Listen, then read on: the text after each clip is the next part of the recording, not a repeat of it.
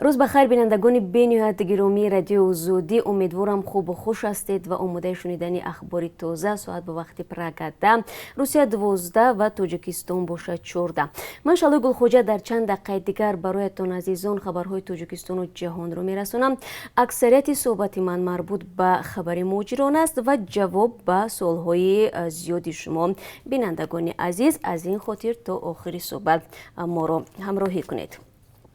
دیروز سفیر تاجیکستان در روسیه با وزیر ساختمان و ژکخ این کشور مسئله جلب مهاجران تاجیک به کار موقتی در ساختمان‌های روسیه را بررسی کردند. ملاقات امامدین ستاری با ایرک فیزولین در شرایط برگزار شد که در ساختمان‌های روسیه کارمند نمی‌رسد. جانب‌ها به مسئله اجرای سازشنامه روسیه و تاجیکستان تاکید نموده برای جلب متشکلانه تاجیکان به کار موقتی در ساختمان‌ها صحبت نمودند. قبلا مراد حسنولین معاون سروزیر روسیه گفته بود که حکومت کشور می‌خواهد برای مهاجران ساختمانچی اجازه ورود را بدهد. در عین زمان در دوشنبه نیز وزیر مهنت، مهاجرت و شغل اهالی تاجیکستان با سفیر روسیه مسئله مهاجران و مشکلات آنها را مطرح کردند. شیرین امونزاده و ایگر لیاکین فرالوف در مورد آماده و سفربری متشکلانه مهاجران مهنتی در دوره پاندمی توسط رئیس‌های چارتری به روسیه گفتگو کردند. همچنین گسترش همکاری در سمت مهاجرت مهنتی به رسمیت درآوردن بود و باشی آنها به قیدگیری عائله‌ها و فرزندان مهاجران و همزمان کارکرد نظام یگانه معلومات آماری عاید به فعالیت و زندگی مهاجران مهنتی در روسیه را بررسی نمودند. این گفتگوها در حالی است که شرکت ساختمانی رنسانس تکنولوژی از نمایندگی وزارت مهنت و مهاجرت و شغل اهالی تاجیکستان در روسیه درخواست نموده است که برای جلب متخصصان تاجیک به کارهای ساختمانی در بخش بنیاد منزل‌ها در مسکو کمک کند. این شرکت گفته است به 650 کارمند احتیاج دارد و آماده است که تمام حجت‌های آنها را به رسمیت درآورده با جای خواب و معاش دائمی تامین کند. ضمناً شرکت معاش را 60,000 روبل روسی و از آن هم به بالا وعده داده است. برای رنسانس تکنولوژی خشچین و اندوه‌گر، رنگ و بارچی و استوای برق لازم بوده است. دوستان عزیز، آنهایی که در مسکو هستید و محتاج کار، نمایندگی وزارت مهنت در روسیه عمل میکند در مسکو به آنجا مراجعت کنید.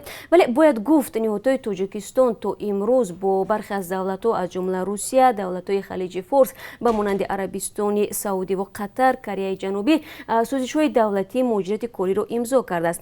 ولی این سازش‌ها عادتاً سست اجرا می‌شوند زیرا معاش و شرایط کاری که پیشنهاد می‌گردد زیاد خوب نیست. صبح امروز در نویه درواز تاجیکستان زمین لرزه به عمل آمد. مرکز آموزش زمین لرزه میگوید جنبش زمین در مرکز آن نویه درواز 4.1 بال از روی جدول ریختر را تشکیل داد. درباره تلفات مالی و جانی فعلا اطلاعی در دست نیست. آزیا پلوس از قبل وزارت دفاع تاجیکستان می نویسد که تدبیرهای کارانتینی برای سربازان نیروهای مسلح تاجیکستان سبکتر شده است. اکنون سربازانی که عائله دارند می توانند رخصتی کوتاه مدت بگیرند. همچنین به سربازانی که نزدیکانشان میفوتد برای به خانه رفتن اجازه میدهند. ولی تاکید شده است سربازانی که به رخصتی می روند بعد بازگشت به خدمت به مدت 2 هفته به کارانتین گرفته میشوند. لازم به یادآوری است وزارت مدافع تاجیکستان از اول ماه می بنا به پاندمی کرونا ویروس به رخصت فرستادن سربازان و همچنین دیداربینی با نزدیکانشان را موقتا منع کرد.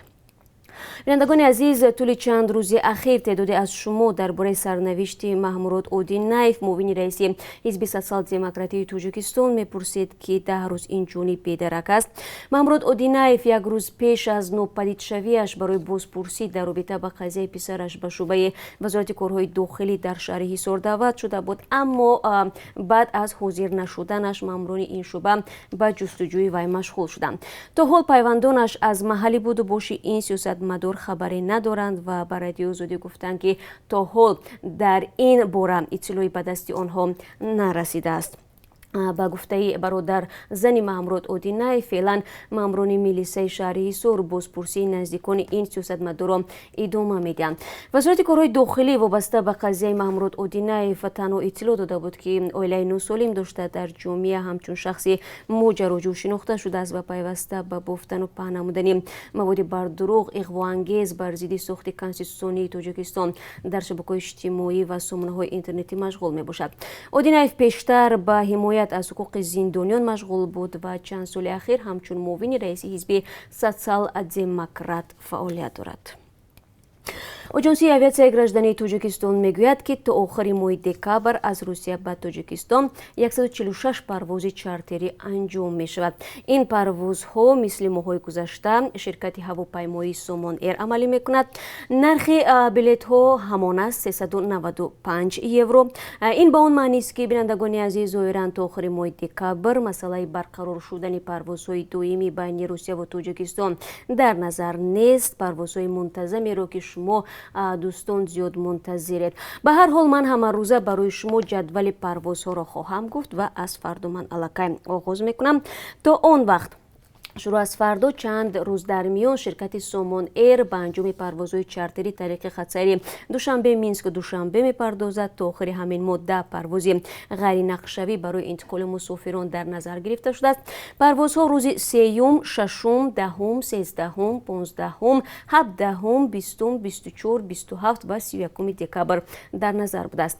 خب من این سنه ها رو مخصوص برایتون تاکید کردم تا هر نفری که میخواهید از دوشنبه به بلاروسیه و یا از بلاروسیه به پایتخت توجیکستان سفر کنید در مد نظر داشته باشید. آنهایی که نیت دارند بلاروسیه را همچون کشوری ترانزیتی برای سفر به کشوری سیوم استفاده کنند باید با خود بلیط همان خط سیر را داشته باشند.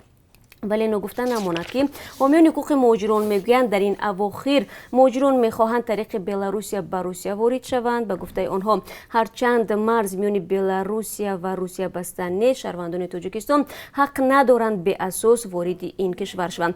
این کار جنایت محسوب می شود و جزا دارد از جریمه تا 1 عمر محروم ساختن از حق ورود به روسیه. از این خاطر بینندگان عزیز قبل از سفر باید از سفارت ها دقیق کنید که شما می توانید طریق بلاروسیه به روسیه بروید یا نه. یک گروه مهاجران توجیک شکایت دارند که کارمندان پلیس در شهرک میتیشی مسکو 2 صبح پای هم یعنی 30 نوامبر و 1 دکامبر به خوابگاه آنها آمده در و تیرزه جای خوابی آنها را زده شکستند و شناسنامه هایشان را گرفته چند نفر را به شوبه بردند و از آنها از 5 تا 7000 روبل روسی طلب دارند. یکی از این مهاجران حتی گفت که کارمندان پلیس دودری او را زده بینیش را شکستند. مهاجران توجیک میگویند سفارت توجیکستان در مسکو را نیز از این وضع در جریان گذاشتند. در ترکمنستان تا سال نو به خاطر جلوگیری از کووید 19 در این مسجدها برای نمازگزاران بسته خواهد بود. این هم در حالی است که در این کشور آسیای مرکزی به قول مقامات کشورش یگان حالت گرفتاری به کرونا ویروس نو ثبت نشده است. ولی با این وجود محدودیت ها برای مساجد و زیارتگاه های این کشور از ماه ایول عمل کرده، همزمان پوشیدن نقاب نیز حتمی می باشد. مسجد و عبادتگاه های توجیکستان نیز از ماه اپریل به این طرف نمازگزاران را قبول نمی کنند. تعدادی از ساکنان کشور برینند وقتی آن رسیده است که مقامات عبادتخانه ها را گشایند. اما مقامات در جواب به این درخواست میگویند در شرایط حاضر نمی توانند به کار مسجدها اجازت بدهند. کمیته دینی توجیکستان با اشاره به آنکه بخصوص در نماز جمعه ریایه فاصله اجتماعی ناممکن است، تصمیم گشودن این مکانها را به قرار استادی جمهوری مبارزه با کووید 19 وابسته میکنند. با قرار شهرداری دوشنبه به طور تجربوی در 5 مؤسسه تعلیمی پایتخت برنامه الکترونی ایدونیش فعال کرده شده است. توسط این برنامه والدان می توانند وظیفه‌های خانگی فرزندانشان را از فن‌های تعلیمی، سفارش‌های آموزگاران و دیگر معلومات ضروری را که از ماموریت مؤسسه تعلیمی میرسند طریق SMS در تلفن‌هایشان قبول کنند. گذشته از این به قول مسئولان برنامه ایدونیش به مؤسسه‌های تعلیمی امکان می‌دهد که با والدین خوانندگان مستقیما در ارتباط بوده درباره روند تحصیل آنها اطلاع بدهند. ҳафтаи гузашта дар фурудгоҳи Жуковский аз бағоҷи дастии як мусофире ки аз Тоҷикистон меомад 80 сар гунҷишкро пайдо карданд. ҳангоми тафтиш маълум карда шудааст ки соҳиби ба истилоҳ бори мазкур барои ворид кардани ин паррандаҳо ба қаламрави Русия иҷозатномаи Росселхознадзорон надорад. ҳамчунин ягон ҳуҷҷате дар мавриди ташхиси ин паррандаҳо низ нест. бинобар ин тасмим гирифта шудааст ки паррандаҳоро ба Тоҷикистон депорт кунанд, яъне бозпас фиристанд. хуб дӯстони азиз, дар поёни суҳбат барои шумо чун ҳамеша дар бораи қурби асъори хориҷӣ иттилоъ медиҳам ки аз сӯи Бонки миллӣ имрӯз чунин таъин шудааст. нархи 1000 рубли русӣ расо 148 сомонӣ арзиш дорад, қурби $1 бошад 11 сомониву 30 дирам ва 1 евро каме беш аз 13 сомонӣ мебошад.